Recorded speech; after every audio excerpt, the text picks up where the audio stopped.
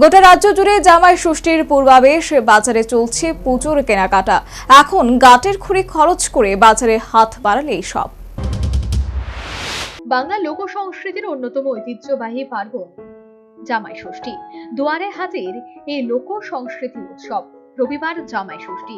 ষষ্ঠী পূজা এবং জামাইকে ঘিরে গোটা রাজ্য সহ রাজধানী আগরতলা এই মুহূর্তে উৎসবের আগাম আবেশ। প্রতি বছরের মতো এবছরও বাজার ভরে উঠেছে জামাই ষষ্ঠীর পুজো উপকরণে। এখন বাজারে গাঁটের কড়ি খরচ করে হাত বাড়ালেই সব। তবে বিক্রেতাদের মুখে হাসি নেই।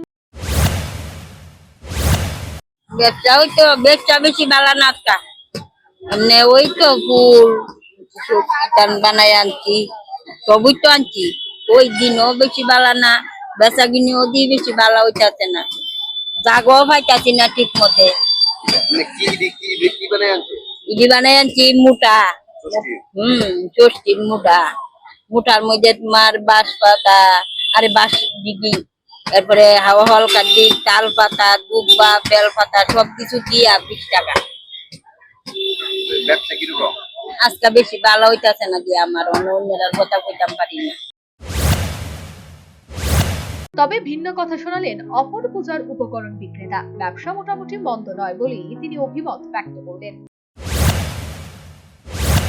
এটি জামাই ষষ্ঠীর আয়োজনটি, বাবুরা তো সবকিছু রেডি করতে পারে না। আমরা গ্রাম অঞ্চলে থাকি, যেমন বাঁশ করুন, বাঁশ ফুলের কলি, এই করমচা, উইট গাছ, এসব কিছু নিয়ে আসে আমরা মুঠা বানাই দিই জামাই ষষ্ঠীর জন্য।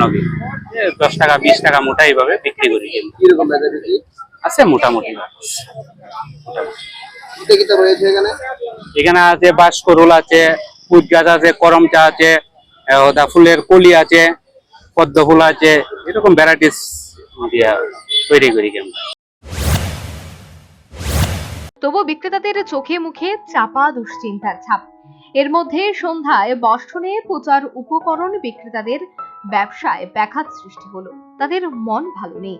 তবে রবিবার সকালে ষষ্ঠী পুজোর শেষে বাজার জমবে বলে পুজোর উপকরণ বিক্রেতারা আশায় বুক পেতেছে।